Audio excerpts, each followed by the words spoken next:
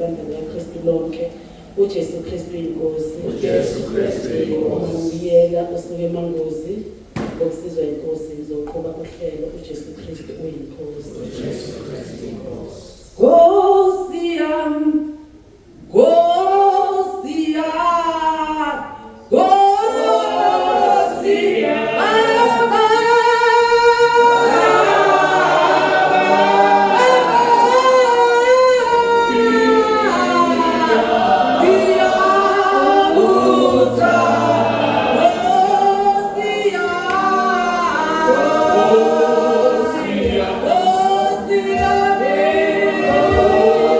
Yeah.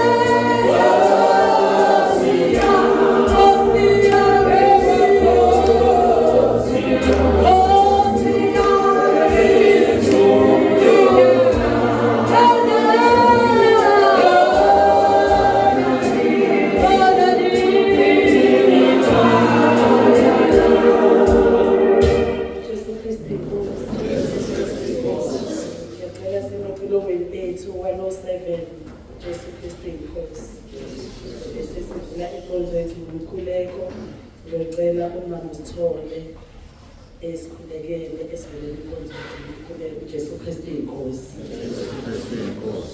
Ngiyavuma umangaliso ongaKristu mfewa wabushiya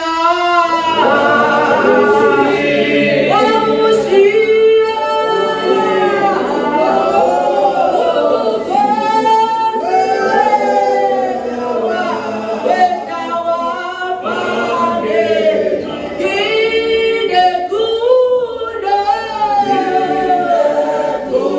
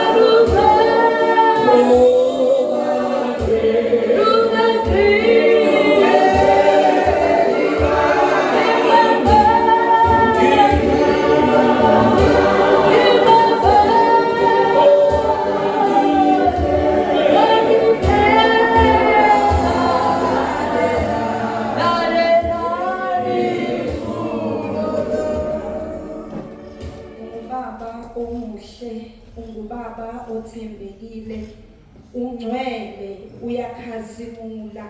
Ufanele izibongo zonke uNkulunkulu wethu ongubaba ohleli ekukhanyeni okungenakusondelwa kukho. Sithi bayede Nkosi yenkazimulo, sithi bayede nguye onginguye, sithi bayede ndala kunezinsuku. Sibonga icebo lakho ngeimpilo zethu okuyilo elisithathe lasibeka lapha ukuba bebuya ngathi ukube bebuya ngamandla ethu ngabe saphelele endleleni, kodwa icebo liye lafohla lasidlulisa ezimeni lapho ngokwethu besingeke sakwazi ukudlula khona.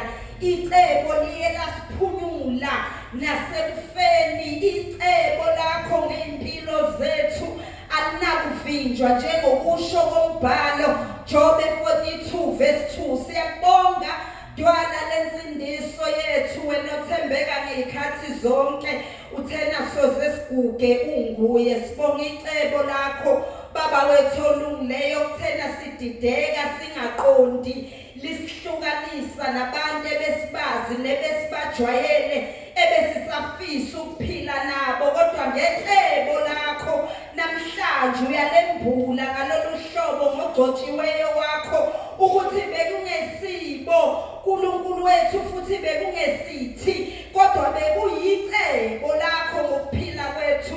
Phakama Nkosi yenkazimulo, wena othinta intaba zithunqa ubheka umhlaba uzamazame. Sithi akekho njengawe, mana nogcotshiweyo wakho omfakazela ngezikhathi zonke.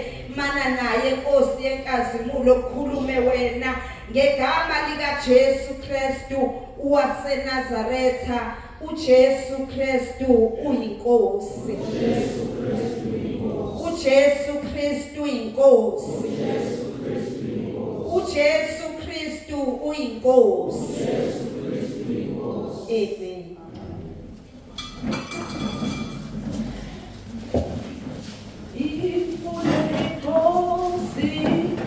Yeah.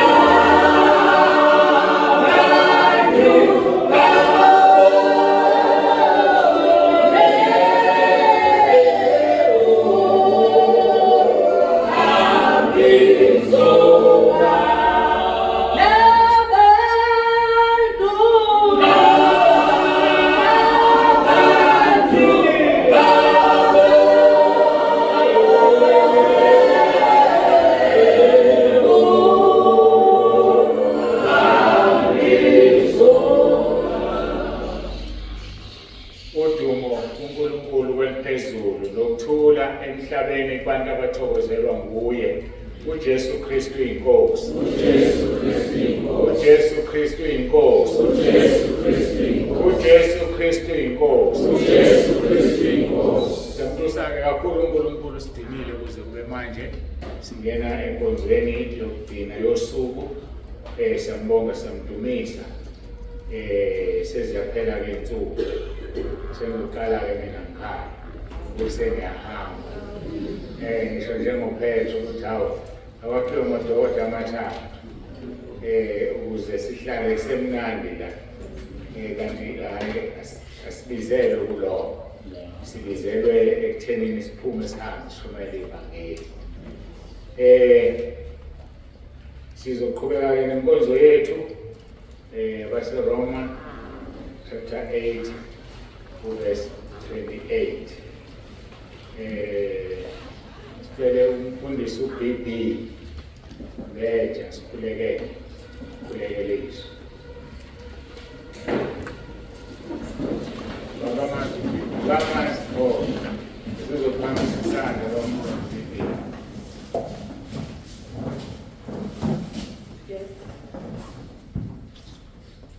Phakamisiswe. uJesu Kristu inkosi. uJesu Kristu inkosi. Baba, egameni lenkosi yethu uJesu Kristu ophilayo, siza kuwe uNkulunkulu wethu ngalesi sikhathi. Siza kuwe uNkulunkulu wethu ongcwele, thulisa konke ukukhuluma kwesitha nokuyaluza eqondweni zethu. Sikhulekela Nkosi ukulalela ngomoya wakho ophilayo. Baba, siyabonga uNkulunkulu ongcwele ukuthi umoya onamandla unathi kusukela izolo kuze kube manje. Siyakhuleka uNkulunkulu wethu onamandla wonke ukuthi Nkosi izwi lakho lisazokhuluma phakathi kwethu. Akube lona loyo Nkosi enamandla alungise isitsha engqondweni yakhe nasenhlizweni. Ukube Nkosi alalele ukukhuluma kwakho. Siyakunxusa Nkosi, siyakucela ibakanye nomntwana wakho Nkosi sazokuma esiphakela izwi lakho. Siyabonga uNkulunkulu sikwethembile ngaye ukuthi uqalile umsebenzi empilweni yakho namandla okufeza. Siyakudumisa ke uNkulunkulu wethu ongcwele, ibakanye nathi usipha amandla okulalela uthulise konke engqondweni zethu, siphe ukuthula egameni nasegazini lomfeli wethu uJesu Kristu ophilayo. Mana naye Nkosi umembathise ikazimulo yakho welihle igama lomfeli wethu uJesu Kristu ophilayo. uJesu Kristu inkosi. uJesu Kristu inkosi. Inkosi ephakemeo.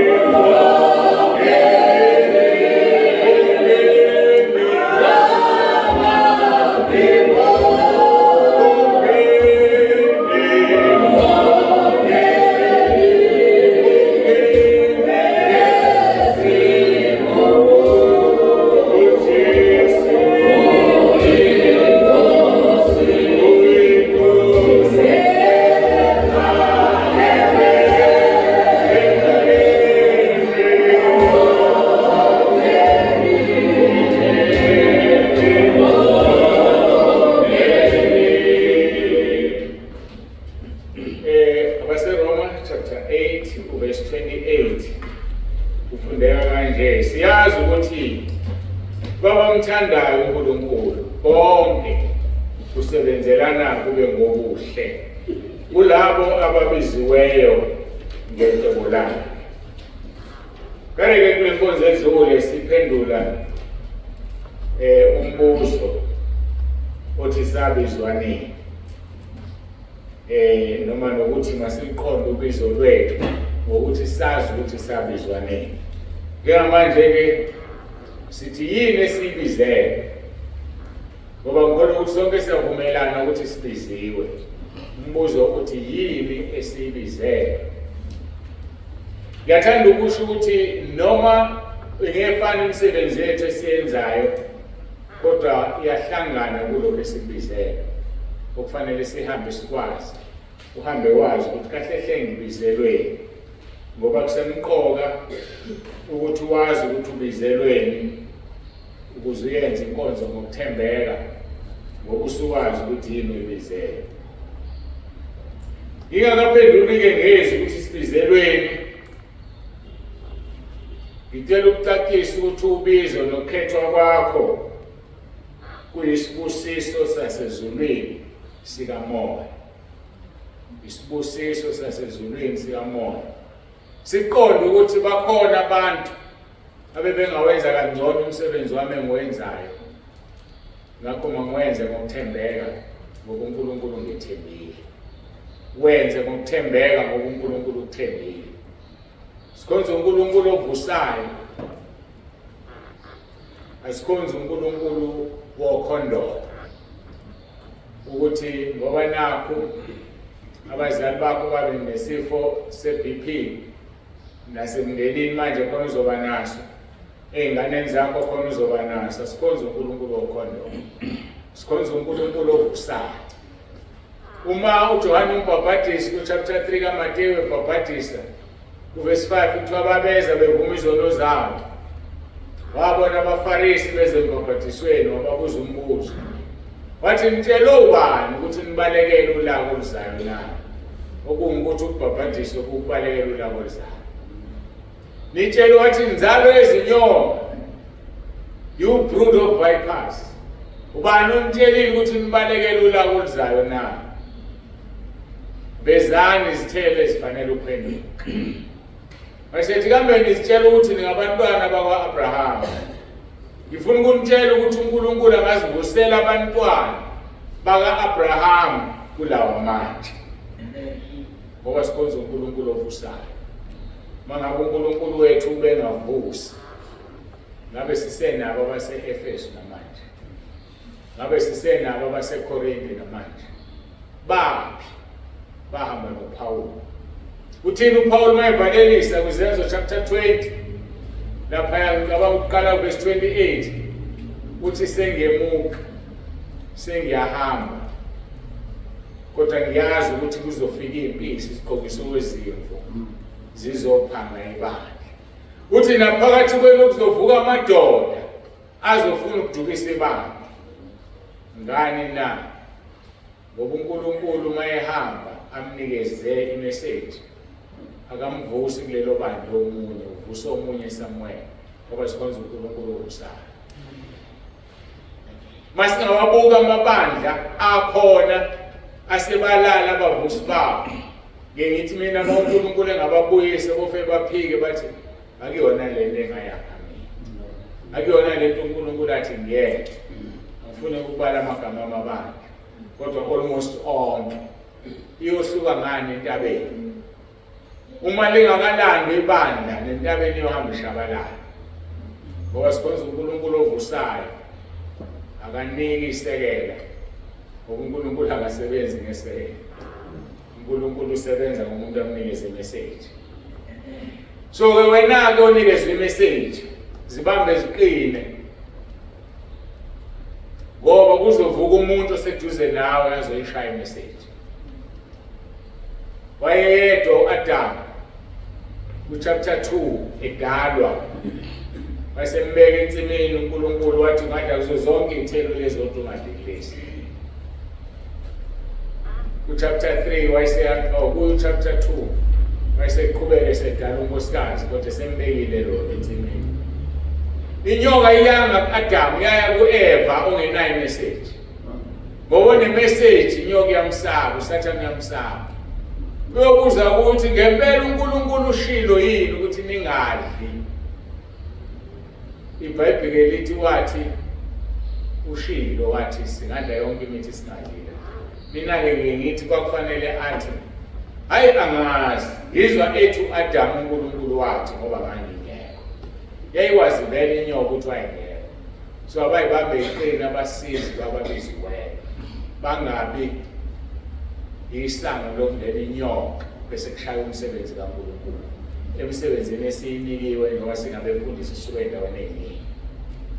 Obiziwe kungaba umama, ubaba uyaphelezela, kungaba ubaba, umama uyaphelezela. Ekugcineni kwakho konke thina esibiziwe sibakhulekela abasizi bethu ngoba usathane usabona basishaya. Ngoba imessage abayazi abayitholanga inikezwe lo usathane amsabayo. Ngakho-ke kusemqoka-ke ukuthi sazi ukuthi yini esibizele. Ngoba uma nje umuntu ethi nanku umncintiswana kugijinywe, umbuzo wokuqala ukuthi ngizotholani uma ngiwina, ngoba ozokuthola ikona okuzomotivate. Uyakudinga ukwazi ukuthi sibizelwe ukuze ugijime ngendlela efanele obizweni lwakho. Izwi lenkosi-ke lisitshela ukuthi sibizelweni base Efesu bokuqala. Yikho-ke ngithe ubizo lethu luyisibusiso esivela ezulwini, uphathiso kwekhali zamantombi. Base Efesu chapter 1 verse 3 lithi makabonge uNkulunkulu uBaba wenkosi yethu Jesu Kristu. Ngiyaxolisa-ke kubhala ukuthi uyise, mina ngizokusho ukuthi uyise ngokuthi ubaba. Mhlawumbe ngichazeke le ndaba ngoba kunamagama anzima-ke kuphethweni yaboSambulo uthonezezelayo kulokho okulotshiwe la konezezela inhlupheko ophungulayo ososisabelo sakhe emntwini ophila. Uma uthathele esiNgisi uyise kudipenda ukuthi owesilisa noma owesifazane esikhuluma ngaye is his father or her father.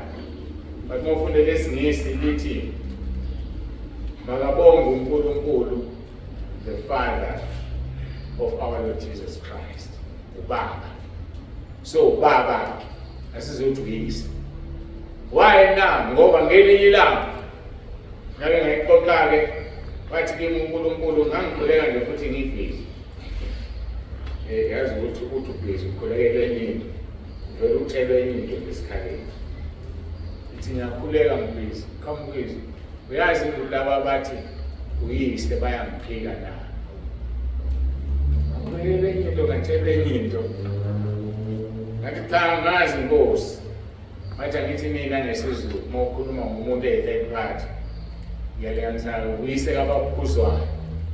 Awusho ukuthi ubaba kabaphuzwayo ngoba uphuzwayo akenwa yini ukuthi uyise kabaphuzwayo. Uma ukhuluma nobaba ophuzwayo ukhuluma isiZulu ngoba uzothi uphi uyihlo. isiZulu esakuyonhlanga sekwabe ngathi inhlanga nje. Uphi uyihlo. Awukwazi ukuthi uphi ubaba ngoba anibandawonye. Ubaba ubaba wabo. So laba bathi-ke uyise wenkosi yethu Jesu bayangiphika ukuthi ngubaba wabo ngoba ngubaba kaJesu nje kuphela, ubaba bami akufiki kubona. So umuntu engimzalayo uzothi baba ngoba noJesu ngiyamzala uzothi ubaba wenkosi yethu Jesu Kristu. Ngeke athi uyise ngoba uthi uyise uyaziphika wena. Angidlulele la bengidlula nje khona abafundisi osheshe bathi nange uphenduliso ethi makabonge uNkulunkulu ubaba wenkosi yethu kanti eBhayibhelini kuthiwa uyise. So bese ngathatha isinqumo sokuthi yonke indawo la kuthiwa uyise mina ngithi ubaba ngoba ngiyakholelwa ukuthi uyangizala. iBhayibheli ukugala eMagalatia chapter 3 verse 7 lithi abokholwa ibona abangamadodana kaAbraham. So uma-ke uNkulunkulu ka-Abraham, u-Isaka noJakobe uNkulunkulu wami, ngimlahlela nini ngithi uyise? Angikwazi ukusho njalo. So ungaqhubeka-ke nawe usuyazi namhlanje nawuthi uyise uyaphila. Angazi ngokhona abathanda babeqala umkhuleko egameni kayise nelendodana nelikamoya ongcwele bamphika beqala. Angazi-ke angingeni lapho uyobona uNkulunkulu masehlulela ngosuku lokugcina ngoba benza isono sokulahla kodwa bayamphika. Makabonge uNkulunkulu ubaba wenkosi yethu Jesu Kristu osibusisile ezulwini kuKristu ngesibusiso sonke sokumoya. Ukubizwa kuyisibusiso sokumoya. Verse 4 njengalokho asikhethela kuye ngothando ngaphambi kokusekelwa kwezwe, sakhethwa ngothando wayengakhonjiwe ngesibhamu uNkulunkulu wayengaphoqi umuntu ukuthi asikhethe, wasikhetha ngothando. Lalela-ke izinto esizibizelwe ziwu-3. Ukuba number 1 sibe ngcwele. Number 2 singabe nakusolwa. Number 3 wasimisela ngaphambili ukuba sibe ngabantwana kuye ngoJesu Kristu njengalokhu kwaba kuhle kuye ngentando yakhe. Sibizelwe izinto ezintathu bazalwane. Iba ngcwele, ungabe nakusolwa, ube umntwana kuye ngoJesu. Ungabe umntwana nje ngelinye igama. Singabantwana ngoJesu. Ngizochaza lento lamaphuzu amathathu. Ngikholwa ukuthi sizobe sengiqedile ngihlale phansi. Ngoba kufanele sazi ukuthi sibizelweni. Ubizelwe ukuba ngcwele. Uwedwa nibaningi. Usendaweni ongaziwa ukuthi ungumzalwane umfundisi. Usendaweni owaziwayo, but be holy as he is holy. Umbuzo uthi yini esibizele? Impendulo ithi sibizele izinto ezintathu. uJesu Kristu inkosi. uJesu Kristu inkosi. uJesu Kristu inkosi. Ngicela ke sibheke ke okokuqala ukuba ngcwele. Sibheke namavesi akhuluma ngalokho. Bese siyadlulela phambili. Yikho ngithe ngicabanga ukuthi ngizothi mangiqeda number 3 sobe sesiyayibonga inkonzo sibuyisele kumnikazi wayo. Sisophinde sicele futhi ekseni. Leviticus 11 verse 44 ngeke ngawucaphuna kulezi inkonzo edlule ngokuba nginguJehova uNkulunkulu wenu ngalokho zingcweliseni nibe ngcwele ngokuba mina ngingcwele ningazingcolisi.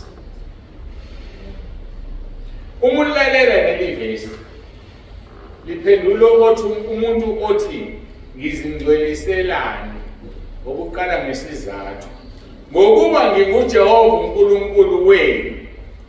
So umuntu obalekelana nokungcwele uphika ukuthi uJehova uNkulunkulu wakhe.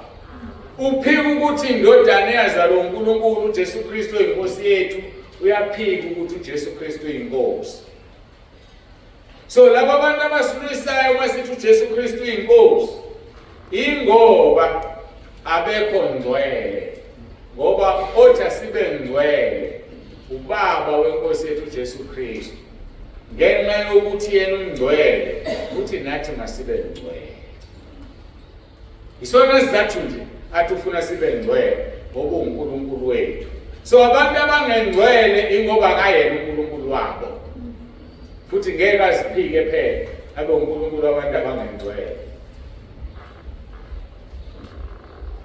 Uthi singazingcolisi. Uyaqhubeka ngabalilwanyana nakho konke ngifuna ukuya lapho. Ningazingcolisi ibani ngcwele ngokuba mina nginguJehova uNkulunkulu wenu ngalokho zingcweliseni. Leviticus 19 verse 2. Yisho kuyo yonke inhlangano yabantwana bakwaIsrayeli uthi kuyo niyakuba ngcwele ngokuba mina Jehova uNkulunkulu wenu ngingcwele. Iphinde statement esifanayo.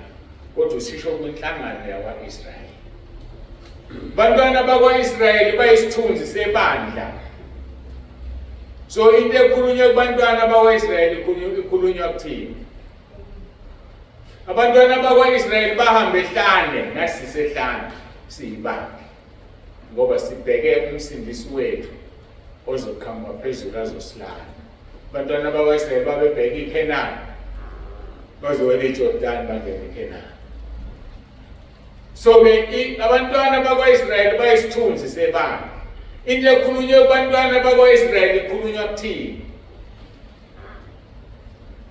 Yisho kuyo yonke inhlangano yabantwana bakwaIsrayeli uthi kuyo niyakuba ngcwele ngokuba mina Jehova uNkulunkulu wenu ngingcwele. uJesu Kristu inkosi. uJesu Kristu inkosi. Umbuzo ke uthi ungcwele yini wena na? Leviticus chapter 20 verse 7.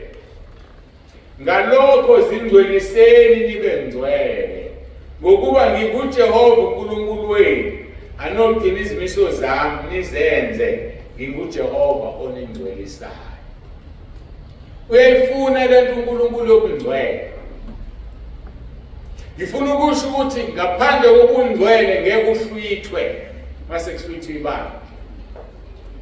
Ngoba uzobulele uma kuwukuthi ubungasekho emhlabeni, ubulele ungalalanga kuJesu. Uthi umpostoli Paul bonke abalale bekuJesu ngeke sibandulele uma ibuye ezolanda ibandla.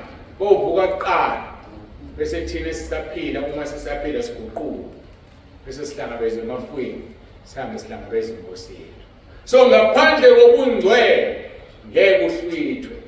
Ngakho-ke uma umhlwithi engcwele ibangcwele nawe ukuze uhlwithwe. Asifane naye. Uthi-ke kuverse 8 Leviticus chapter 20, anodina izimiso zami nizenze nginguJehova oningcwelisayo. Singcweliswa ngokugcina izimiso zakhe. Izimiso zakhe-ke ziningi eBhayibhelini, kodwa khona ezidila ngokungcweliswa. Ngake ngacaphuna amahubo 32 uthubusisiwe iziphambeko zakhe zithethelele. Mawufunda uJoshua chapter 7:19-20 ila sifundiswa khona ngokuvunywa kwezono. Kuyafika ukuthi angivule. Joshua chapter 7:20 sifundiswa ukuvunywa kwezono okuyindlela yamukeleke ezulwini. Usuyabona indaba okuvuma izono indala. Suka le emuva koJoshua. Uthi verse 19 uJoshua wayesethi ku-Akhani, ndodana yami, ake umnike uJehova uNkulunkulu kaIsrayeli inkazimulo, uvume kuye ungitshele okwenzileyo ungangifihleli. Uma siyovuma izono kumuntu odotshwe uNkulunkulu ojobelele umsebenzi, yazi ukuthi unika uJehova uNkulunkulu kaIsrayeli udumo. 1. 2. Uvuma kuNkulunkulu awuvumi kumuntu. Kodwa utshela umuntu konke okwenzileyo. Ake siphinde. uJoshua wayesethi ku-Akhani, ndodana yami, ake umnike uJehova uNkulunkulu kaIsrayeli inkazimulo. So ngokuvuma isono unika uJehova uNkulunkulu kaIsrayeli inkazimulo.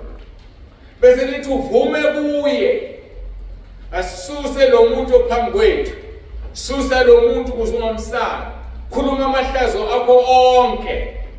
Ngoba wakhuluma kuye wakhuluma uNkulunkulu. Wangitshela mina wathi mangeke ngakhuluma ngenhlambuko yomuntu yoyinamathisela kimi lezo zono ezinika mina. Amthethelele yena ukuze kimi ngoba ethemba ukuthi ngigcotshiwe. Mina mase ngipempeza ngazo sokuba ngezami. Yikho-ke begcwele abafundisi abadlwengulayo. Begcwele abafundisi abangababulali. Bathwele izono zabanye abantu. Uzuma umfundisi uyenza kanjani lento?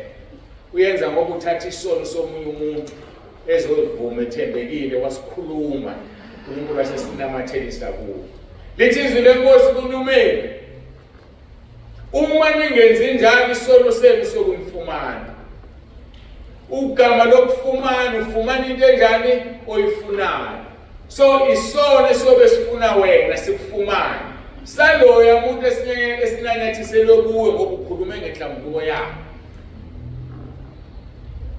Uma ningenzi njalo isono senu sokumfumana. Isono lisamfumana umnikazi waso. So umuntu uma evuma isono kuwe, akavumi kuwe, uma uNkulunkulu kodwa uthela wena. Asiphinde futhi. Joshua wayesethi ku-Akhani, ndodana yami, ake umnike uJehova uNkulunkulu kaIsrayeli inkazimulo, uvume kuye ungitshele okwenzileyo ungangifihleli. Siyamtshela umuntu kodwa sivuma kuNkulunkulu. U-Akhani verse 20 waphendula uJoshua wathi, kuyiqiniso ngonile kuJehova uNkulunkulu kaIsrayeli ngenza ukuthi nokuthi. Uma ufihlela umuntu lokhuluma naye isono sakho, ufihleli yena, ufihlela lo muntu ovuma kuye. So asiqonde leyo. Ngikhuluma nje ngeprocess yokuvuma isono. Ngoba iyafika nje njengamanje. Thina befundisi labo abavumisa izono bayazazi, bazi. ngifuna ukutshela ukuthi uma uthembekile kuNkulunkulu akubusiswa. Isibusiso esilele ekuvumiseni abantu izolo ngeke usilinganise nalutho emhlabeni. Mofunda uJob 42 kana verse 7. Wathi lapho uJehova esekhulumile lawo mazwi kuJobe, uJehova wathi ku-Elifazi umThemani, intukuthelo yami iyavuthela wena nabangani bakho ababili ngokuba anikhulumanga okulungileyo ngami njengenceku yami uJobe. Jehova uthi intukuthelo yakhe ivuthela abangani bakaJobe ngoba bakhulumanga kahle ngaye. Ngalokho-ke zithatheleni izinkunzi ezisikhombisa nezinqama ezisikhombisa niye encekwini yami uJobe nizinikelele ngazo zibe ngumnikelo wokushiswa. uJobe inceku yami uyakungikhulekela ukuba uma ngivuma ubuso bakhe angiyukwenza kini njengobula benu lokhu ningakhulumanga okulungileyo ngami njengenceku yami uJobe. That is the only reason sivuma isono komunye ukuze sikhulekele, ngoba uNkulunkulu ungithuthelele ukuze angenzi into abona kufanele ayenze ngoba ungithuthelele. Angiyeke uJobe uzovuma ubuso bukaJobe abesexolela mina ngoba akaxabene noJobe. Bantu-ke bathanda ukuvuma izono zabo ekamelweni. Uyothukuthelisa uNkulunkulu ngoba uxabene nawe, akufuni ukubona ubuso bakho. Yiya kulo muntu asemkhombile ngokuzovuma ubuso bakhe abesethethelela wena. Simple as that. Baningi abantu abazofika phambi kwezulu athi umuntu ungavuma izono zami kuwe Nkosi, athi wakuphi ekamelweni, athi angikuzwanga ngani inhliziyo yami indlebe yami ibuke ngathi inzima nto ayinzima ngoba izono ziwuJobe. Angizange ngikuzwe. Engani watshelwa ukuthi isono sivunywa komuntu awuyanga ngani kuye engimgcobele lo msebenzi kube sekulethe. Uthi-ke Mphindi verse 8, ngalokho zithatheleni inkunzi ezisikhombisa nezinqama ezisikhombisa niye encekwini yami uJobe nizinikelele ngazo zibe ngumnikelo wokushiswa. uJobe inceku yami uyakungikhulekela ngokuba uma ngivuma ubuso bakhe angiyukwenza kini njengobula benu lokhu ningakhulumanga okulungileyo ngami njengenceku yami uJobe. Base behamba u-Elifazi umThemani noBhilidadi umShuhi noSofari uNahama benza njengokukhuluma kaJehova kubo. uJehova wavuma-ke ubuso bukaJobe. Ukuthi banjani bathethelela. Lalela-ke isibusiso. Verse 10, uJehova wambuyisa uJobe ekuhluphekeni lapho ekhulekela abangani bakhe, wenezela kukho konke uJobe ayenakho ngokuphinda kabili. Ukukhulekela umntwana kaNkulunkulu evuma izono, udlotshelwe lo msebenzi, uNkulunkulu uzokunika izinto zakhe ezikulahlekela iphinde kabili.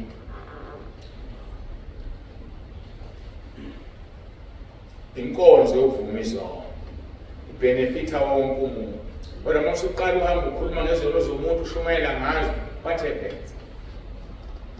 Isibusiso asibuyi, uyaqhubeka nokulahlekela bese sithweswa kuwe lezo zono. Bengidlula-ke lapho.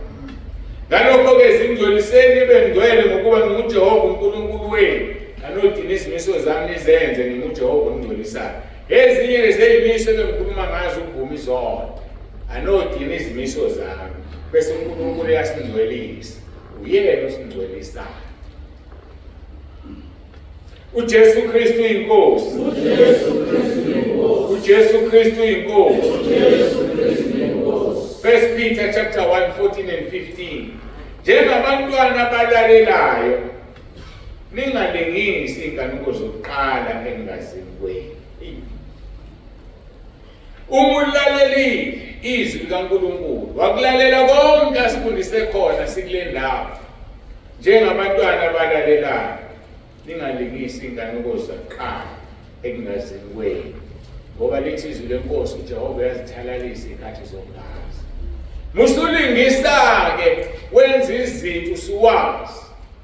Ngoba amaHebheru 10 verse 26 and 27 uthi awukho umnikelo ngesono uma senziwa ngamabomu kuphela umlilo uzolindela amaphikankani ozowashisa. So asivumi isono sibuyele kuso. Asilingisi nje ehlanza umhlanzo kuyibuyele kuwona. Ngulube egezwa maqedwe iphinde lodakeni. Njengabantwana abalalelayo ningalingisi izindanuko zokuqala ekungazini kwenu. Makaqalekiswe Jeremiah 48 verse 10 owenza umsebenzi kaJehova ngokunganakekeli aqalekiswe naye ogodla inkemba yakhe egazini. Singabefundisi bafowethu asiyeke ukushumayela kamnandi ngoba sisaba ukuhlaba isono abantu bazohamba neminikelo. Kuyokusiza ngani ukuzuza izwe lonke uthola iminikelo kodwa ulahlekelwe ukuphila kwakho na?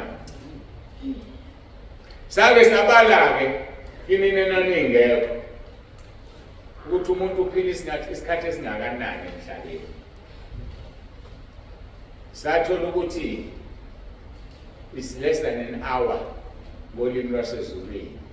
Uma ethi usuku olulodwa lingana neminyaka eyi-1000. Sa-break down sazothola ukuthi umuntu ophila isikhathi wacishe wafika ku-100 usuke ephile 50 something minutes ngokwasezulwini. Uzobona ukuthi sincane kabi lesi sikhathi. Ingakho lithi izwi lenkosi inhlupheko zesikhathi samanje zincane kabi azinakulinganiswa nengazimlungu kakuthini.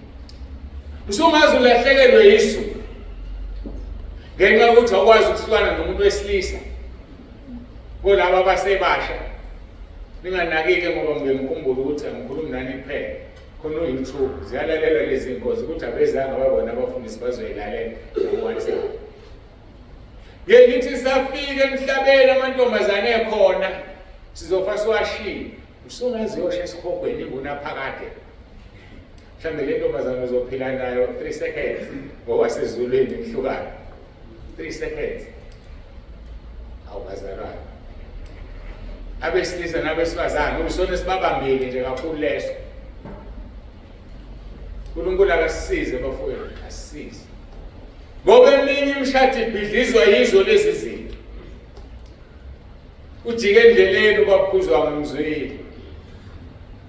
Ujike endleleni ekhuluma ngabantu ababa nenkinga ngenxa yokuthi bane-experience. Afuna ukulanda experience yangaphandle ezoyifaka la ekhaya, kanti into yangaphandle isala ngaphandle. Izodlula mina. Le experience yangaphandle, to be honest, ilezi ithombe zabanqunu namavidiyo abanqunu abantu bezilala.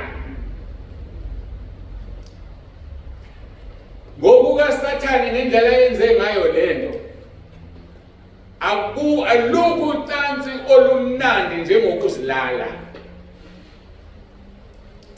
Lushaya umshado mawusushada la lo muntu akunikeze yena umuzwa nokuthi ubani. Niqeda naye la uphumshona etoilet yozilala. Ifili umshado yilesono esingcole kangaka.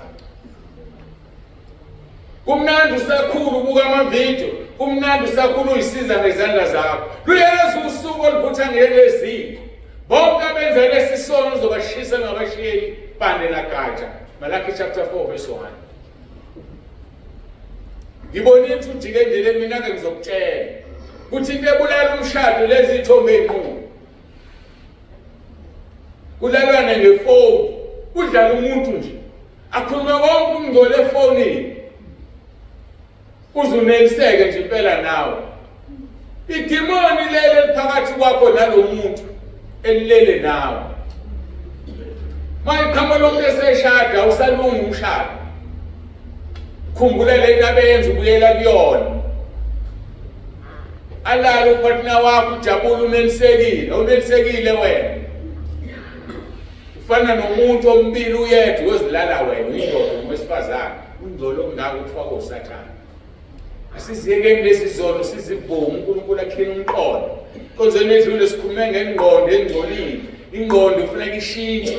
Lezi zinto zisele la zila kuyilo kuzana ku-subconscious mind. Ngoba wasibona. Omunye azathi ehlangana nawo kwakhe kufanele acabange lo umuntu wangaphandle ukuze afike endaweni efanele. Irongi leyo. Asiphileni impilo engcwele, sibizele ebungcweleni. Engikhumbula nelinye ivesi engalifakanga la.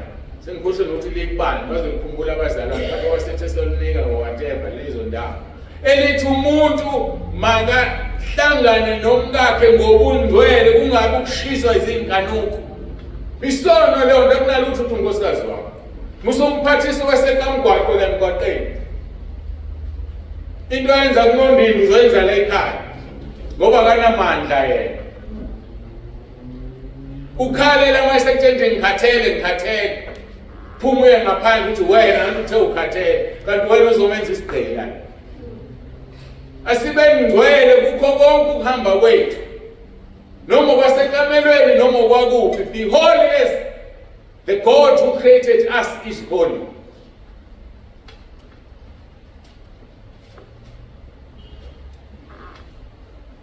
Lithi-ke njengabantwana abalalelayo Peter chapter 1 1 Peter. Abalalelayo ningalengisi izinkanuko zokuqala engazini kwenu. Bese ngila ukuthi-ke maqalekiswe wenza umsebenzi kaNkulunkulu ngokunganakekeli. Aqalekiswe nayo ugodla inkemba yakhe egazini. Inkemba sinikeziwe bafowethu. Ake ngisho manje lento engiqeda ukuyikhuluma manje. Kuba uNkulunkulu akangisizanga bengeke ngikhulume. Mama sayikhuluma sengenzeni sengigodla inkemba egazini. Mase ngigodlile inkemba sengiqalekisile. Litelizwe makaqalekiswe ugodla inkemba yakhe egazini. Asiyeke ukubala amagama masishumayela bekungekho la lokho engiqeda ukukhuluma bengaplaniwe. Kodwa uNkulunkulu alibeka ukuthi ukukhuluma ayikho into engizoyenza. Bake wangishumayelisa isisono ngisibuka.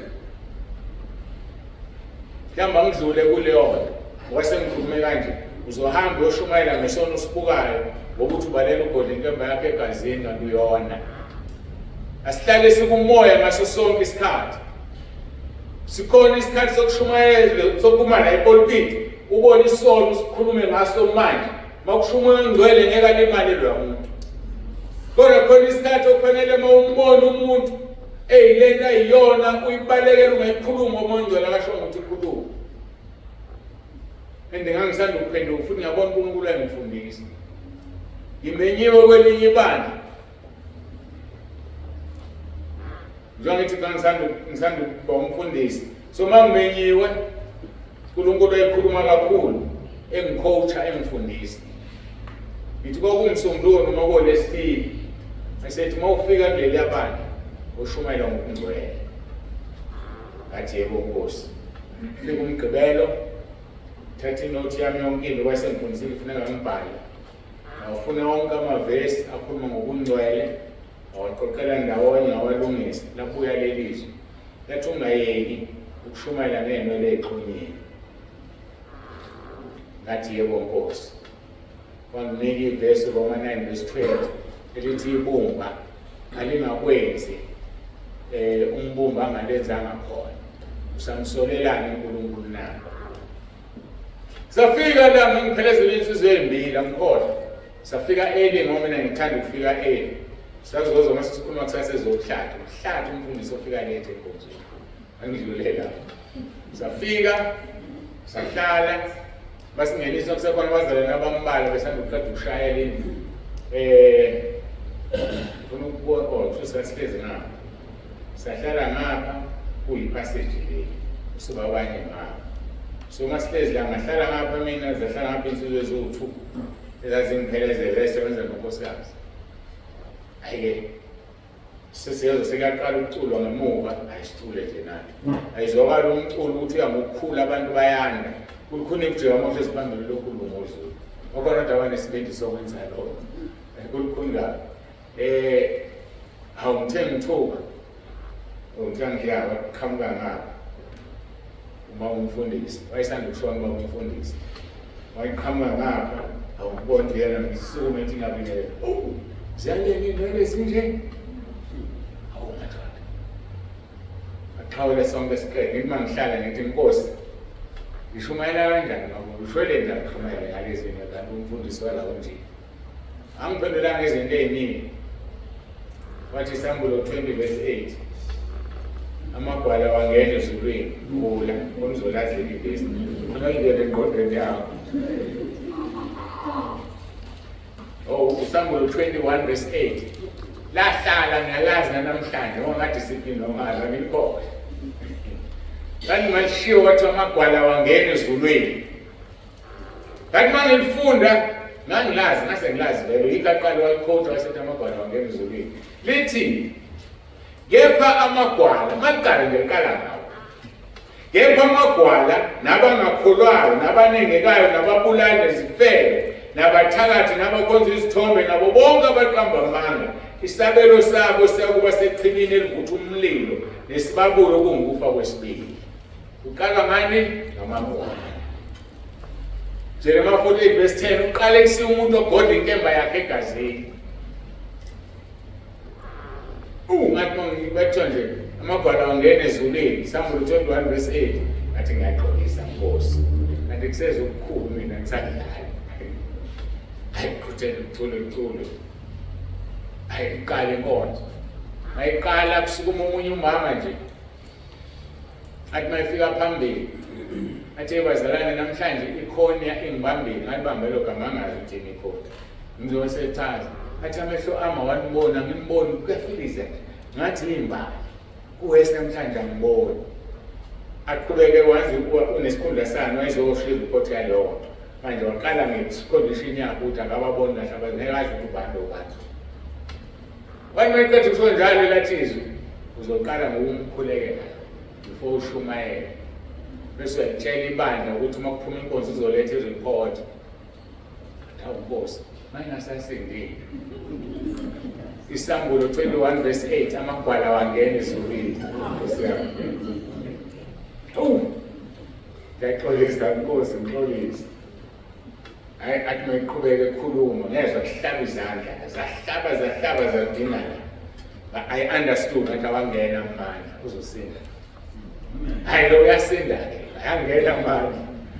Hayi safika ke isikhathi ngaya phambili. Ngaqala ke ngabiza yena ngisangithuba ngicela lo mama nobe emlawa wathi ezela phambili ngimkhulekele uthi uNkulunkulu kufanele ngikusho ngiyisho uthi uzo emva kwenkonzo lethu kufakayo uthi uNkulunkulu emva kwenkonzo lethu kufakayo kodwa iziwo ukuthi ndaba yini kubuhlungu ngekutshela wena wajabule wakufisa afike lo mama ngimkhulekele ngiqede bhekene nesimo sani ke manje sendwele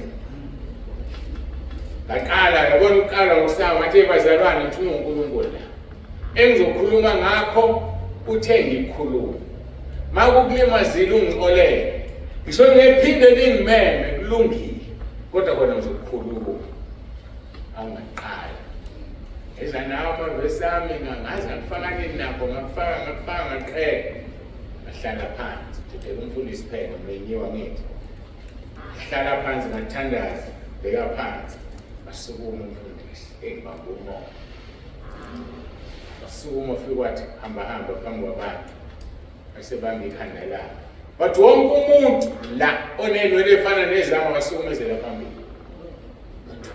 ngizwa kahle wathi usekhulumile uNkulunkulu wonke umuntu onenwele nje akezela ngoba sibanda sikhulekela sicelela uxolo by Wednesday sizokhonza la ngaphi ozofike nenwele nje uNkulunkulu ke lo ngashumayeli ngesono usibuke ngashongo umuntu ngoba uyobalimaza kabi kodwa makushoyena bayophila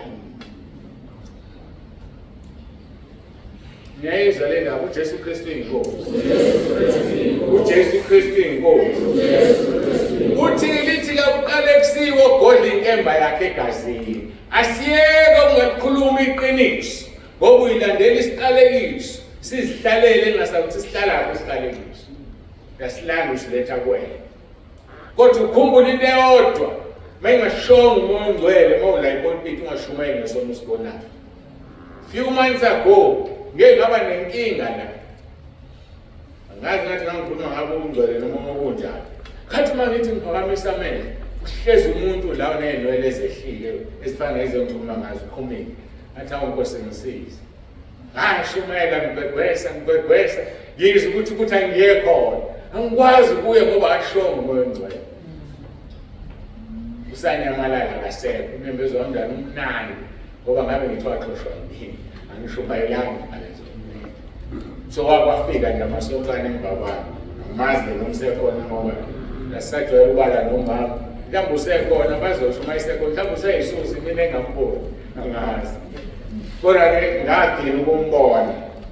Inkinga yokushumayela ubhekene nomuntu owenza isono akwenziwa ngaphandle kokuthi ugunyazwe uNkulunkulu. Ngakho-ke besifunda ngelelezi ukuthi kuqale kusiwe ogodi inkemba yakhe egazini. Inkemba yini na? Inkemba yizwi. So sikhuluma ngokushumayela la. Shumayela kuyisikhathi kungeyiso kodwa ushumayela into oyitshela umoya ongcwele. Lithi-ke izwi lenkosi la Efesians 6:17, namukele futhi isigqoko sensindiso nenkemba kamoya eyizwi. Iphathi inkemba kamoya eyizwi kodwa uyisebenzise ngesikhathi esifanele. Siqhubekeke no1 Peter wethu chapter 1 verse 15. Kodwa njengoba nibizayo ngcwele manibe ngcwele nani ekuhambeni konke. Sithe sisakhuluma ngephuzu lomngcwele ungakhona mntamsulahlekile. uJesu Kristu inkosi. uJesu Kristu inkosi. Itheke sibizela izinto ezintathu. Ungcwele 1 sengena kweyesibili singabi nakusolwa phambi kwakhe. Eyesibili siyibizele. Yazi ukuthi ungabi nakusolwa. Genesis 17 verse 1 ngeke ngawuqaphula lenkonzo yaphambili. U-Abraham eneminyaka engu-99 uJehova wabonakala ku-Abraham wathi kuye, nginguNkulunkulu uSomandla, hamba phambi kwami ungenacala. Sibizelwe ungabi nacala bafowethu. Kuyisono ukuthi ubeke icala. Kuyisono ukuthi ubeke icala. Singakafika ekutheni ngilenzile noma ulenzayo. Asingabi nacala. uNkulunkulu ufuna sihambe phambi kwakhe singenacala. Futhi uNkulunkulu uSomandla ufuna sihambe phambi kwakhe singenakusoleka. Enye into ukusoleka. Yazi ngiyasola. Uthi umuntu othatha ifoni yami usibani bani. Usesesonweni wena osolekayo. Yiba sesimweni sombathi inkazimulo kaNkulunkulu. Kungabi bikho umuntu odlalela kuwe ngokukusola ukuthi wenza into ethini ungayenzanga.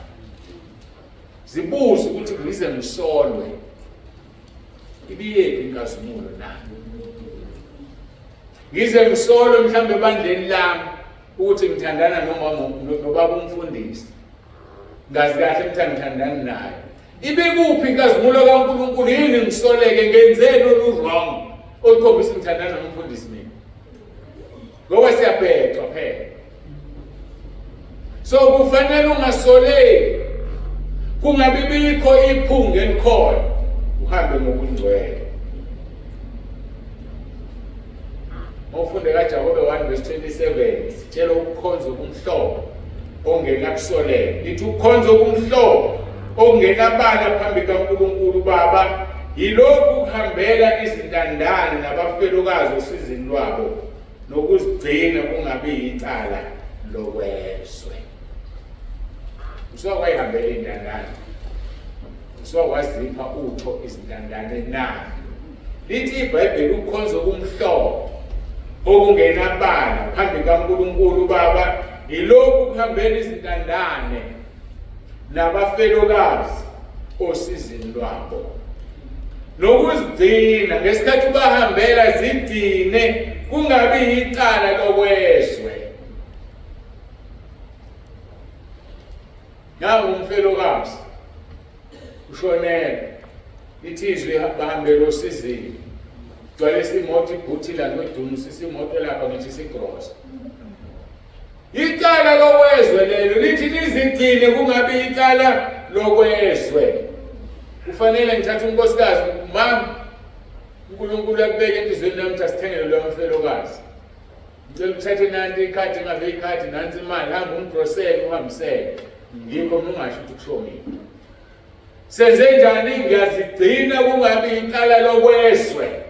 ngoba uphuza amanzi ngebhodlela likabhiya. Abantu uyabalimaza bazothi uMtsibande usefuna lo mfelokazi. Kanti angaze ngisho lutho lokufunayo. Ngenze ukubekwe uNkulunkulu ukuthi asimthengele ukudla. So kufanele kungabi mina ngicashe phuma kwabo unkosikazi. Ngiyovela mina makumfelwa, umfelwa phela indoda. Mina ke ngizoyamisela indoda. Manje mase ngithatha unkosikazi angiselele indoda eshonele. Uthi hawu, uMtsibande usefuna le ndoda. So uma sihambela abafelokazi nezintandana sikwenze kungabi icala lokwezwe. Ukuthi izwe mali ngakuphuma ushikabi kwenze nje kube clean. Ingakho ke kunzima ukwenza umuntu ongashadile umfundisi. Ngoba kufika kule nkonzo wenze njani? Ayike kuzela wenze njani? Uthatha umkamfowabo uthi ngomfowabo yazi ukuthi yamthanda lo mfelokazi usecasha ngami uthanda ngambisa ikrosa ayipapaze kanti ayikho uzokwenza njani ngempela ngeke uzela nje ngoba nombani ozomcela uhelo oqala ozoyipapaza akucasha ngayo umuntu ozokwazi ukucasha ngayo umngakho ngoba uyakwazi uyaqonda uyakwazi mhlawumbe ngale ndlela ezingalungile uyakwazi ngokuqondile. So asike-encourage bafowethu abantu ababe abefundisi bengashadile ngoba kunalezi izimo lezi. Sikubonile kwenzeke ekhathini eziningi ngakukhothela into ebuhlungu eyenzeke kwelinye ibandla engeke ngilisho. Yafike insizwa izovuma izono kudade othize. Insizwa ke insizwa ivuma izono zani zenkanuko. Ivuma insizwa. Kanti uyalimala udade lo ovumisayo. Ihambe, ibuye. Lento ukuthi unani nomlungisisi wakho wena. Lokhu uyakuye njalo. Ayifike lensizwa ngelinye ilanga. Ngiyayithanda indawo I don't want to find out. Mangayidropa ndele ngamanye yabebonile. Sengijahe. Ayithi mangene lensizwa. Ngakusememnyango udade lo yilindele. Avela ngena shaya isikhiyi. Aphumula benje athi yenza lento lehlala ikuhlupha. Ukuzikhululela kimi ake uyenze lento lokuthi iyakuhlupha. Wathuka lo muntu. Ngokuvuma kumuntu onjani orobo. Yenza sure ukuthi umuntu ovuma kuye ujotsho uNkulunkulu. Ngoba i-challenge le ngisho kimi uqobo lwami efika umuntu wesifazane ezokhipha imfihlo zakhe kufuneka kunganyakazi nomuzwa. Ngoba ke kwanyakaza umuzwa ukuthi ayifili inkanuko kumina. Ngendlela ejule ngayo le. Yikho ke omanye amabandla uthi wesifazane akayibo wesifazane osisa mina la unfortunately la kuzoma mina ngeke. uNkulunkulu ngisizile hayi ngisho yonke into ofisa ukuyisho akudikizi nomuzwa ngoba kubulewe ngiyambonga uNkulunkulu ngalokho. So ke kufanele sizazi ukuthi sifanele ukuhamba ngokungcwele sihambe ngobumhlophe kwabeswe sizidini kungabi icala kwabeswe uthi uNkulunkulu hamba phambi kwami ungabi nacala kuhamba. uJesu Kristu inkosi. uJesu Kristu inkosi. uJobe uyiphilile impilo engcwele engenayo irabha. Yazi ukuthi angiyezwa nilahleka kakhulu ke manje. Ngizolanda kodwa nizobuya. uJobe uyiphilile impilo engcwele engenayo irabha. Yini irabha na? Igazi likaJesu. Obiyona uthi mosuwonile uye kuyena asule. uJobe kwenzekani na? Singakafiki kuJobe. Le rabha enguJesu uthi uJohn chapter 1 verse 1 John chapter 2 verse 1. Inkosi uJesu Kristu ngumeli uthi bantwanyana bami ngilobela lokhu kuba ningoni ngepha umuntu ona sinomeli kuyise nangoke lo yise sinomeli kubaba uJesu Kristu olungileyo, yena uyinhlawulo ngezono zethu, kungezethu zodwa kodwa nangezezo lonke. Iyona Rabha leyo. Ngimlobela lokhu kuba ningona sivumelekile ukona. Kodwa maselenzekile iphutha wona sineRabha. SinoJesu ngumeli. Ngithi-ke uJob uyiphilile impilo engcwele engenayo iRabha. Uthini uNkulunkulu ngoJob ekhuluma kuSathane? Wayesethi uJehova kuSathane, inhliziyo yakho iqaphele inceku yami uJob na, ngokuba kakho njengaye emhlabeni, umuntu ongenasici, olungileyo, omesabayo uNkulunkulu, obalekela okubi. Ziwu-4 lesi. Yayingakabikho iRabha, wayengakafiki uJesu engakafi, kodwa wayiphila impilo engcwele engenayo indawo azothi mayishonile ayovuma isono sakhe. Ilapho la ngikhona ukuthi waphila impilo engcwele engenayo iRabha.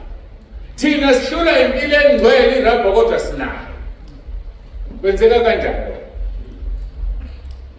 uJob uyiphilile impilo engcwele, uthi uNkulunkulu inceku yami, akekho njengaye emhlabeni wonke, umuntu ongenasici, nolungileyo, omesabayo uNkulunkulu, abesebalekela okubi. Siyakubalekela okubi thina. Iyona mpilo ke siyibizelwe leyo, impilo yokungabi nasici. Iphuzu lesibili lelo engidila nalo. Okwesithathu, iphuzu lesithathu lokugcina, ukuba sibe ngabantwana kuye ngoJesu Kristu. Sibe ngabantwana. Siyakwazi lokho practically ngoba la ezweni. Abantu bakwaZulu kuthiwa abantwana. Ekulidle ifa labantwana ingene umntwana. Bahlale besitshela nabo bathi bangabantwana izwe labo leli. Sikhonzile khona. So nawe kuze nawe ube nalo izwe la yiba umntwana. Mawungena umntwana unasabela. So nasezulwini ukuba sibe ngabantwana kuye ngoJesu Kristu. Ngiphinde ngikhumbuze leli lezi. Makabonga uNkulunkulu ubaba wethu Jesu Kristu osibusisile ezulwini kuKristu ngesibusiso sonke sokumoya, njengalokho asikhethela kuye ngothando ngaphambi kokusekelwa kwezwe, ukuba sibe ngcwele singabi nakusola. Wasimisela ngaphambili ukuba sibe ngabantwana kuye ngoJesu, ngeke ube umntwana ngaphandle kaJesu. Yingakho u1 John chapter 12 ethi kepha bonke abamamukelayo wabapha amandla ukuba babe ngabantwana. Mamukele uzonikwa amandla ukuthi ube umntwana. Uma ungasena umntwana ekulidla ifa lombuso wezulu. Elabantwana. So sibizela ukuba ngcwele, ukungabi nasono, singabi nayo into esisoleka kuyo, bese siba ngabantwana. Sibizele izinto ezintathu. Sekuhluka ukuthi omunye ukushumayela, omunye intercessor, omunye ukuthi nokuthi, but these are the basic things. Sibizelwe ukuba ngcwele, singabi nakusoleka, sibe ngabantwana. Sibizele izinto ezintathu. Asihluphi futhi. Sichazelelena ke isithathu sesikuyona. John chapter 1 verse 12. Kepha bonke abamamukelayo wabapha amandla ukuba babe ngabantwana bakaNkulunkulu, labo abakholwa egameni lakhe, abangazalwanga ngagazi nantando yenyama nantando yendoda, kodwa bazalwa nguNkulunkulu. Zalwa nguNkulunkulu. Uma ungazelwe uNkulunkulu awusiyi umntwana, futhi ngeke ungene embusweni wezulu. Ngoba uzelwe uNkulunkulu. uJesu Kristu inkosi. uJesu Kristu inkosi. uJesu Kristu inkosi. Ngakho-ke uma ungazelwe uNkulunkulu awusuye umntwana, futhi ngeke ungene embusweni wezulu. John chapter 3 verse 3-5 uJesu ekhuluma noNikodemu. Uthi ngiqinisile ngithi kuwe, uma umuntu engazalwa ngokusha angeke ubone umbuso wezulu. La kukhulunywa ke ngani? Ngokubona, just to see. Uthi nanke ngiyawubona, ngeke ubone uma ungazelwe ngokusha. Nikodemu wathi kuye, umuntu angazalwa kanjani semdala na? angangena ngokwesibili eswini sikanina azalwe na? Ngiyaxolisa ukuthi what a foolish question. But wasisiza lo mbuzo ngoba wasivulela into ejulile. Ungasho kanjani ukuthi uzongena eswini sikamama njengamntu besashona nje awukena ask question. Ngimvose bese ngiyongena eswini sakhe. Ngiyaxolisa ukuthi a foolish question. Kodwa wasisiza ngoba uJesu wamkela uphenduko. Ngamagama aqinile wathi ngiqinisile ngithi uma ungazalwa ngamanzi nangomoya ngeke ungene. Khumbula kube sithi uthe ngeke ubone. Ungazalwa ngokusha. Manje sikuthiwa ngeke ungene ngethotal. Ungazalwa ngamanzi nangomoya. Uzelwe yini wena ngamanzi? Ngiyakuzela. Uzelwe yini ngamanzi? Uzelwe yini ngomoya? Uthi yabona uJesu statement manje wathi ngiqinisile forget. That statement will never ever change. Zingashintsha mhlawumbe ezinye angazi. Njengalesi abasekhulile abantu uJesu akukho wazi ihora nesikhathi. Akaqalanga ukuthi ngiqinisile nje akekho wazi ihora nesikhathi. Kodwa la uthi ngiqinisile azaphinde kabili.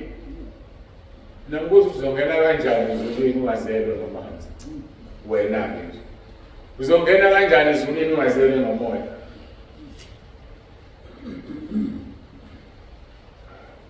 Ngiyabuzana wena mkhonzi kaNkulunkulu, mkhonzi kaThixo, uzelwe ngamanzi na? Uzelwe ngomoya na? Lesikuchaza ukuzalwa ngezwi, ukuzalwa ngamanzi. Ukuzalwa ngamanzi ku2. Ukuzalwa ngezwi mina ngingangeni-ke kukho. Angizalwanga ngezwi bafowethu, phela ngithembele. Angizalwanga ngezwi, ukuzalwa ngezwi ukuhlatshwa yizwi. Mina uNkulunkulu wangibiza nje. Ngizilalele wathi ngakhela ibandla lami. Ngizama ukuhlukanisa. Ukuba alingcwelise ngizazizwe manje Efeso 5:26. Ukuba alingcwelise ahlambulule ibandla ngesigezo samanzi ngezwi. Izwi lisigezo samanzi. So uJesu uhlambulula ibandla lakhe ngezwi. Njengoba sihlezi silalela izwi nje ubhizi uyasebenza wenzani uyahlambulula. Kodwa njengoba ehlambulule sekufanele uthathe action. Uthi inkosi ngizwile ukukhuluma wahlaba lento ngirong. Wahlaba lento ngirong usu relax awuzuphuma ukuthi uhlanzeke. Ukuhlanza phela ukuthi akhomba amabala.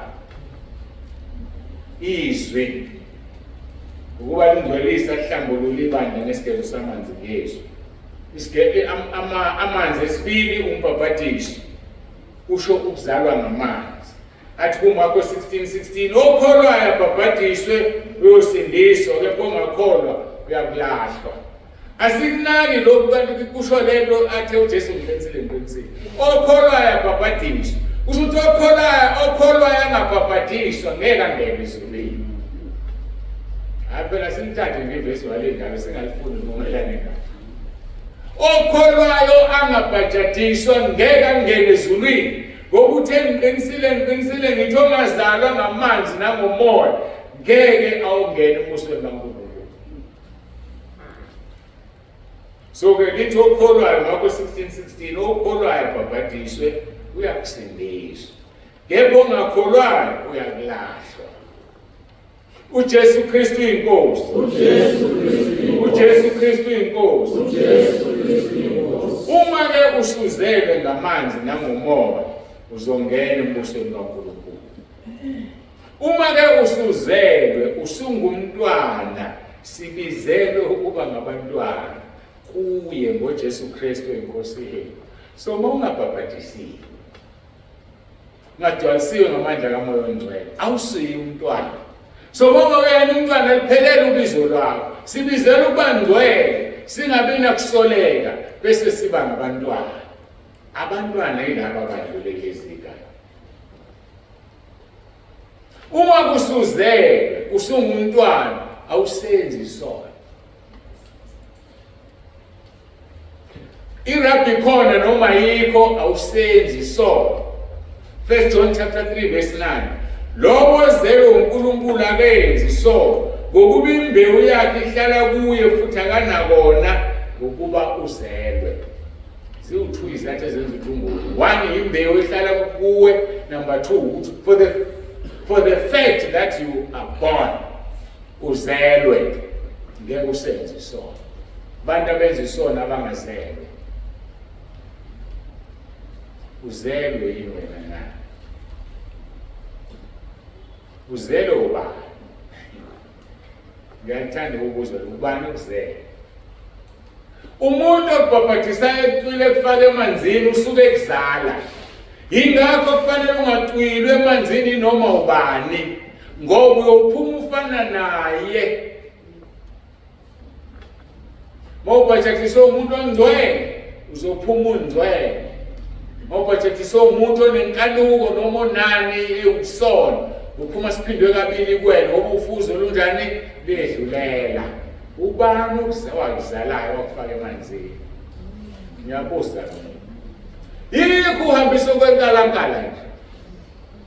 Ithi umama wenkalankala, mntanami usuhamba utsheke, hamba straight. Izame ingane ihluleke. Hayi bo hamba ethi ngane ma ungikhombise kanjwa kanjani kanti. Abe siyatsheka naye.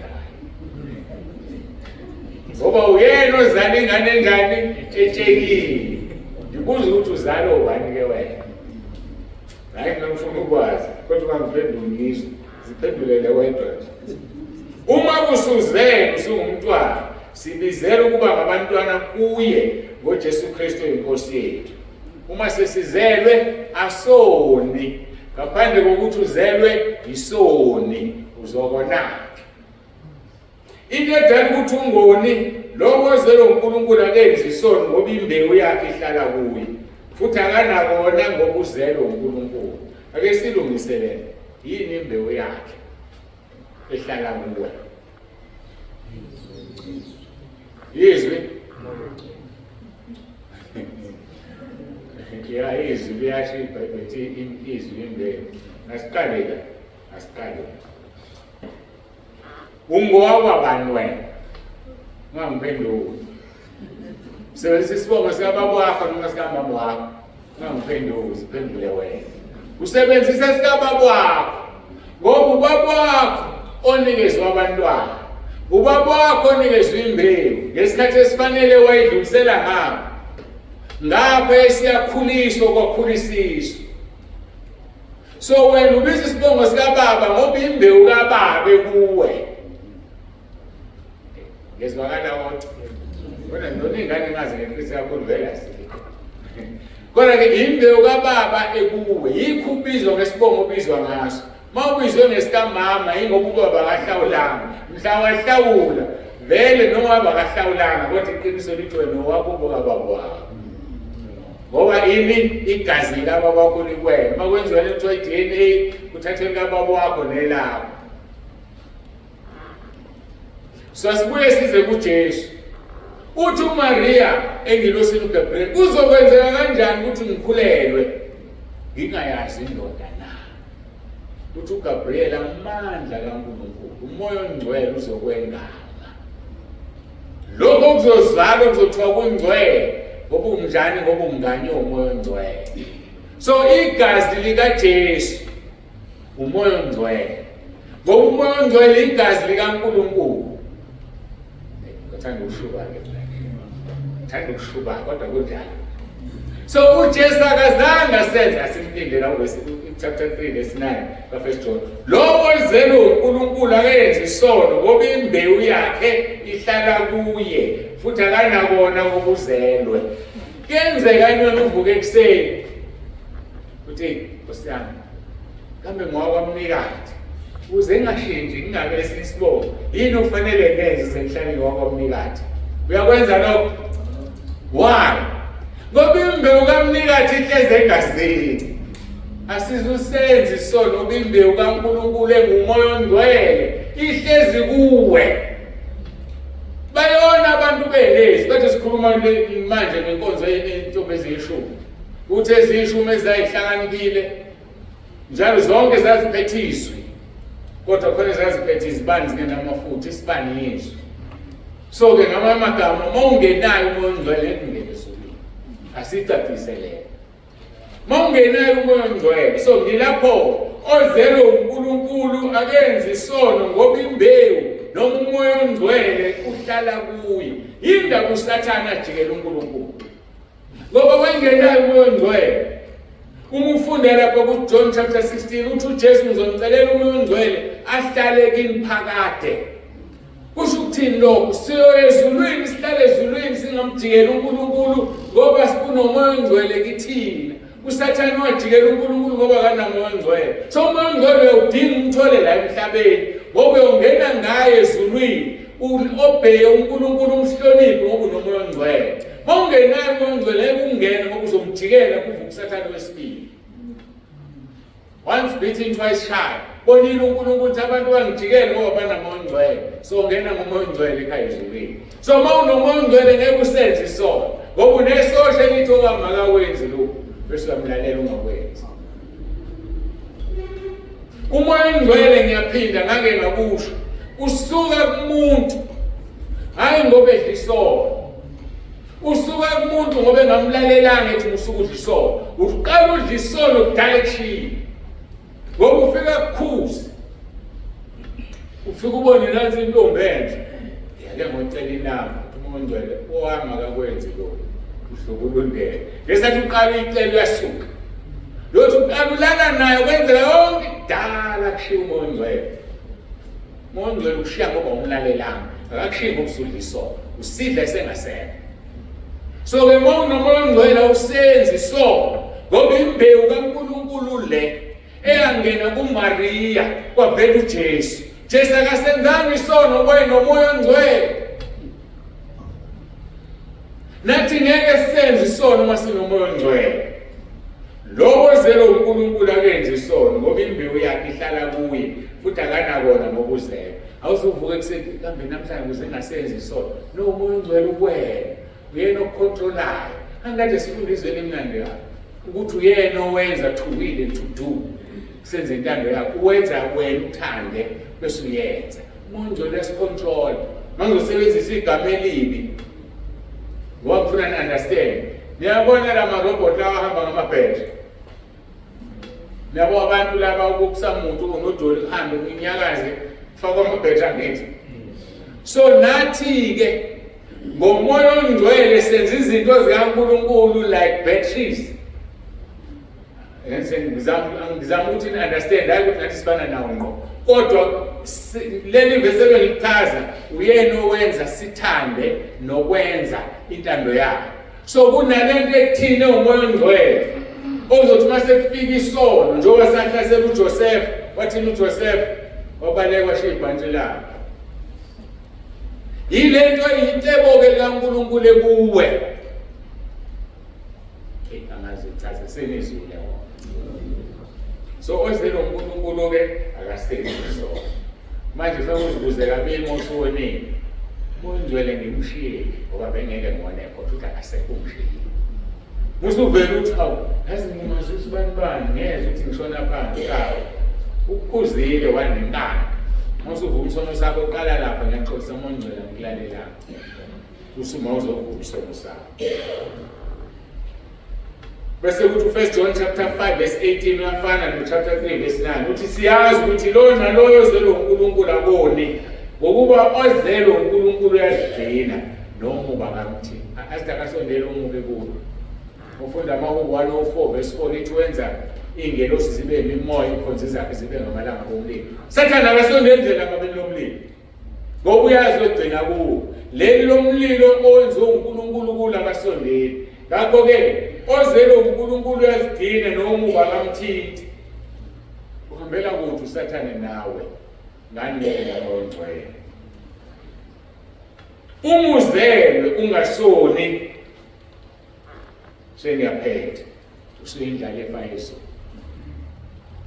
Ngokunjani ngumntwana ngoba futhi usibizela ubabantwana. Singisephansi kwaleso sihloko.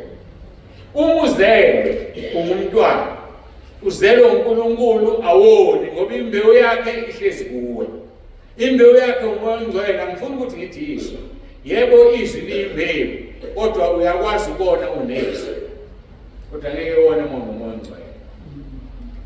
AbaseRoma 8:15-7 lithi ngokuba namukeliswanga umoya wokugcina ukuba nibuyenesaba, kepha namukelisa umoya wobuntwana esimemeza ngaye sithi Abba Baba, sibizela ukuba abantwana.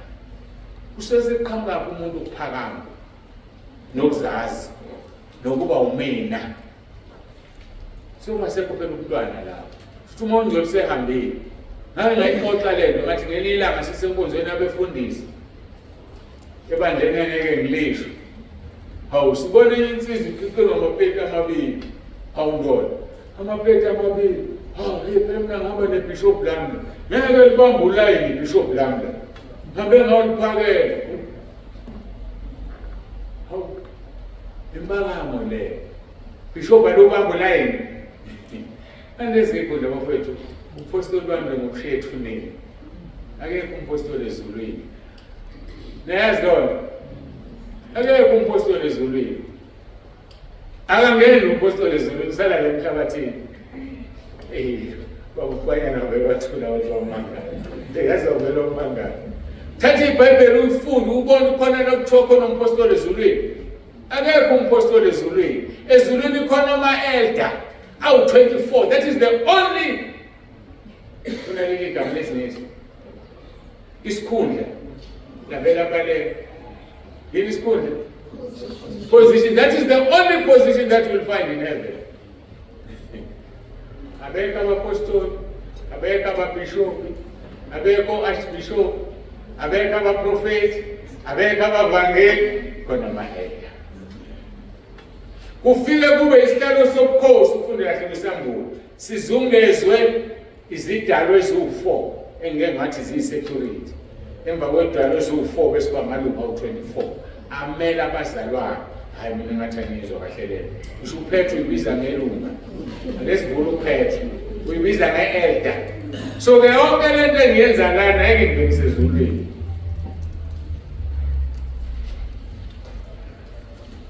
First Peter chapter 5 verse 1. Isikhundla esingeke ezulwini nama-elder bafowethu. So sonke singama-elder ahlukene ngekhundla. Uthi verse 1 isihloko sithi ngokuziphatha kwamalunga nokwabanye. Ngakho ngiyawancenga amalunga phakathi kwenu, mina engiyilunga kanye nawo, kusho umpostoli. Uthi mina ngiyilunga kanye nalamalunga ngoba uyazi ukuthi akangeni umpostoli ezulwini. Ungena ilunga. So mase ngiphakeme ngikutholela umpostoli bami. Bosala la usale nami emgodini ngisho nesibhokweni. Ngoba ngena amalunga elders. Ngiyakho ngiyawancenga amalunga phakathi kwenu, mina engiyilunga kanye nawo, nofakazi wezihlupheko zikaKristu nomhlanganyeli wenkazimulo ezakwambula ngithi angisezoqhubeka. Bengifuna ukuqaqisa le ndaba ukuthi ezulwini ngena amalunga elders. NoPetro uyibiza nge-elder ewumpostoli. So zonke ikhundla lezi ezikhona bafowethu esinazo zosalala emadlelweni ahlaza na. Zosala emadlelweni ahlaza. Hamba umphefumulo uyi-elder uyongena ezulwini. Umfundisi, uvangeli esikhosha ngakho, uprofethi uprofethela abantu amanga. Kuthiwa i-ref yayikho. Ngizwile i-ref isishifting ngomhla 7 October. Bayakhohlwa ukuthi ngeke bangene ezulwini ukuprofetha kwabo. So ngena ngokuthi singama-elder, sibe nama-elder. So yikho ngihlale ngithi besiyalingana. Masiyophaka lapho sonke siyaphaka siphakele.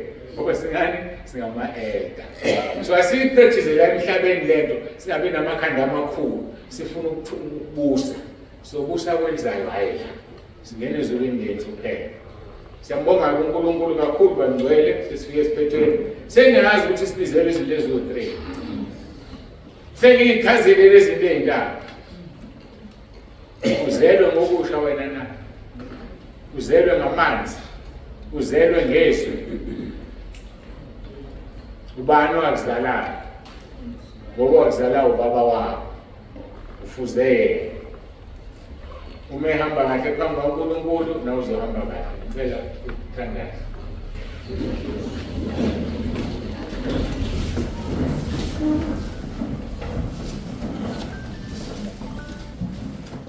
oyingcwele Baba olungileyo, uNkulunkulu wethu onomusa, dumo lonke lungolwakho, izibongo zonke zingezakho. Wena wedwa ohlala ekukhanyeni ongesondelwe kukho, wena ongenakho ukufa futhi ongenakho ukubola. Udumo nenkazimulo namandla negunya makube ngokwakho. Wena owembetha amandla njengengubo, wena owembetha inkazimulo yonke, wena owenza izindlu zakho umhlaba uyazi ibeke phezu kwamanzi, wena owenza amafu abe yinqola yakho.